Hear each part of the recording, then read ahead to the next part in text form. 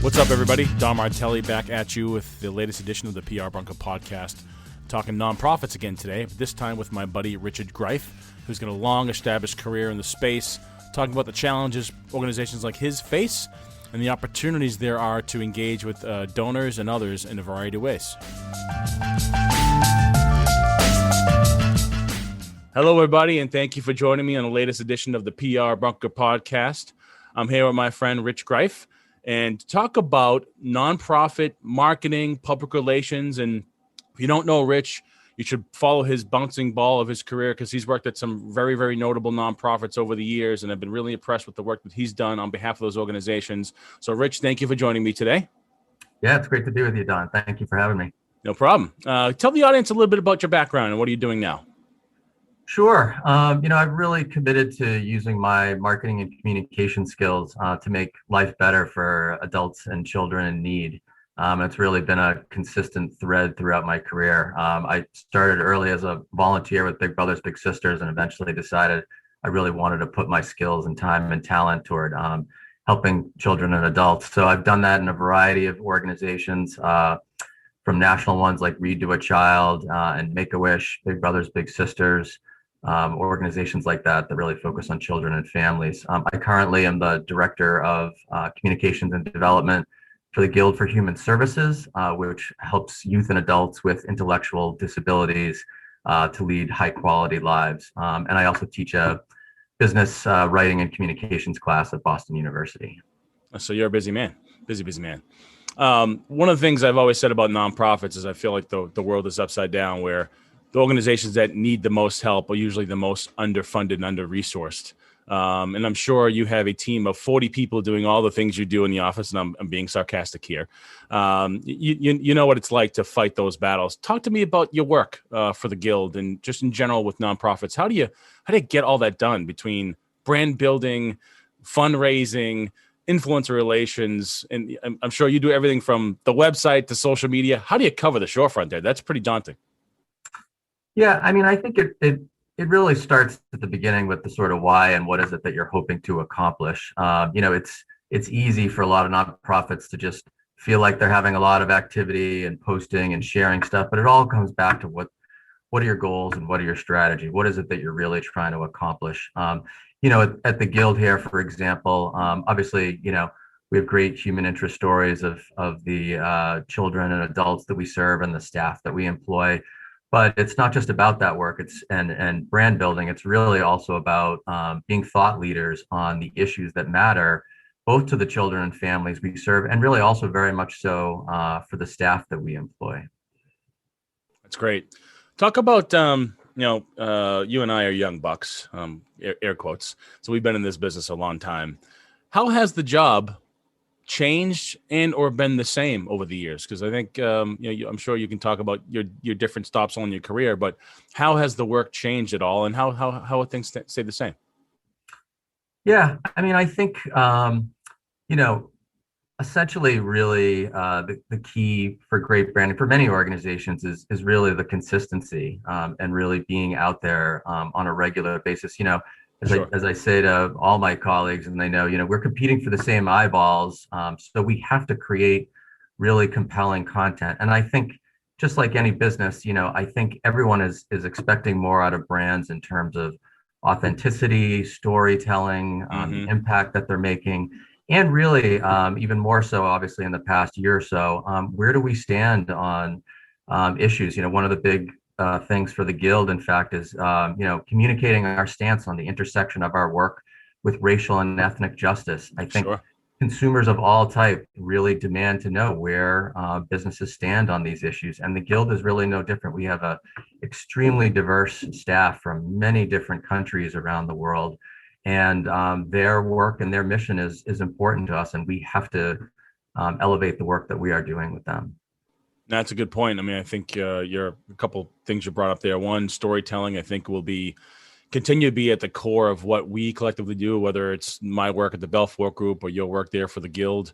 And it takes many forms, right? It's video, it's TikToks, it's Snapchat, it's long form. I'm still probably like you, old school. I love picking up the newspaper, and because you can read the paper from front to back versus you can't read the entire internet. But we're still storytellers, and it leads me to my next question, which is sort of, what are the opportunities for you now in this new role at the Guild, and for the Guild in general, in terms of bringing your skill set to the table with that integrated storytelling thinking? What are the things you're excited about in the coming months and years, if you will, with your work around the Guild? Yeah, I think the diversity, equity, and inclusion piece is really important. We're partnering, for example, with the International Institute of New England on a project that they run called Suitcase Stories, Oh, wow. which interviews and talks with immigrants to this country and really talks a lot about their deep personal stories. And so for us, um, we're going through a process where staff are being trained right now on how to tell their story. And normally we do that in an in-person forum at the end, but Sure. we're going to videotape them and kind of roll them out. So there's so many great That's great. stories and perspectives. The diversity that we have is really both in life experience as well as racial and ethnic background. So it's a wonderful opportunity for us to tell the many diverse, rich stories of the staff that work with us. At the same time, we want to be thought leaders as part of the movement around youth and adults with intellectual disabilities. There's so many important things that people still don't really know. Even COVID was an important example of just how isolated so many children and adults were. While Sure. typical parents were fighting to have their kids just go out and play soccer. Yep.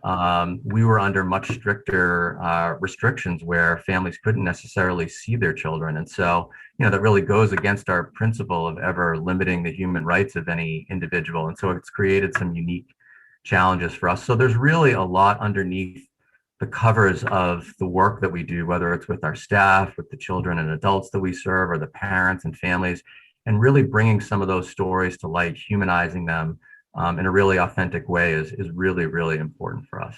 I absolutely love that suitcase concept. I mean, that the name itself just bleeds into creative storytelling. And you're right, there's a skill to it. I mean, taking somebody from page 1 to page 300, you want to keep people engaged, and in a world where one scroll up from the next piece of content, keeping people engaged in that regard can be pretty difficult.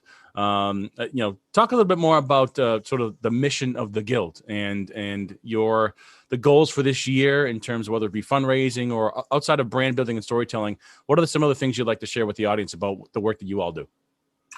Yeah, I mean, our focus is really on improving the quality of life for individuals with intellectual disabilities and helping lead them toward as productive a life, as they possibly can. So much of our work is continuing to figure out how we can deliver high quality services, what services and resources can we add. So we really look at it in terms of how can we continue to best support the children and adults and their families with the resources they need to provide as high quality a program as possible. So that's really our overarching focus.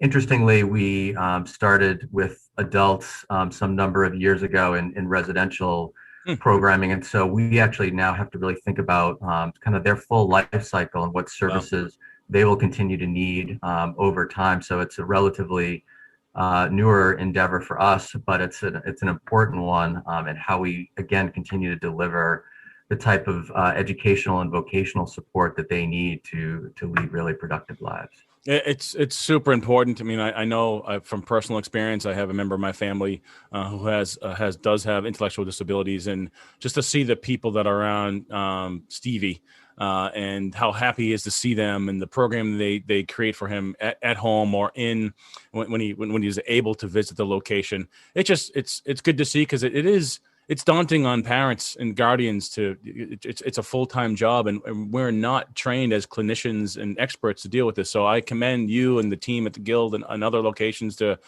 do this day in, day out. And now with challenges around COVID and not being around people, it makes it so much more difficult, but the mission still exists. You still have to deliver on that mission, which is it's a daunting task, but I know your work. I know that you love a good challenge and you're up for it. And I know that can't wait to see what you guys do throughout the course of this year and the impact you make.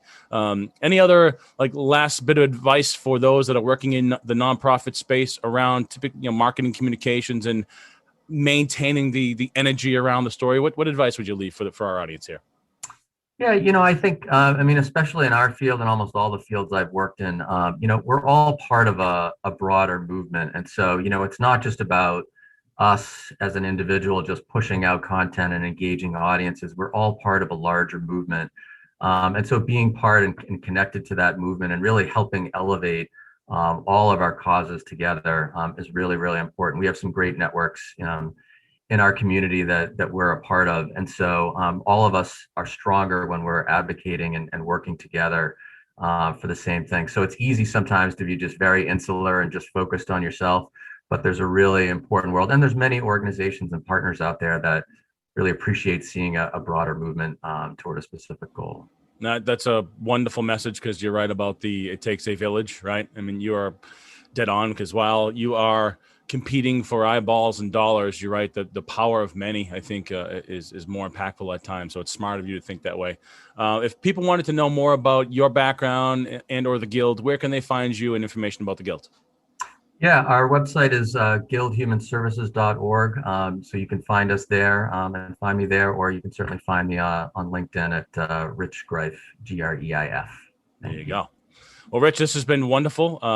Thank you for all the work that you do and you have done in the nonprofit space. I have admired your work over the years, and really good brands, really good work. And I commend the passion you have for this, because not people stay in it for that long. And you have been one of those guys that I followed all along. So I really appreciate the work. And I can't wait to see what happens over the course of this year and the work at the Guild that you do, because I know you'll be doing some really cool things. And at some point, I'll open up the Globe and there'll be some article in there. I'm like, oh, that was Rich. And I just know that at some point you'll get the Guild again on the map, because obviously they've been around for quite some time. And I know that you'll bring some special things there. So thank you again for joining me. And we'll do this again soon.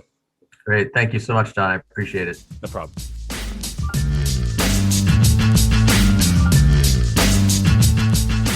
Thanks again for joining me on the PR Bunker podcast. I really enjoyed my conversation with Rich and learning more about his work at the Guild, and just generally talking about how nonprofits like his, face an uphill battle with getting people engaged and supporting their organization and mission and driving funds and things of that nature. Just so impressed with the work that the nonprofits do in the greater Boston area here, raising money and just getting people engaged. It's just really hard work, and I've always said that the world is upside down, where the organizations that need the most help tend to have the least amount of resources to do so. But check out Rich and his work there. Check out the Guild. In the meantime, if you want to get more episodes of the PR Bunker podcast, you can find them on Spotify and Apple, as well as at theprbunker.com. Until next time, thanks for joining.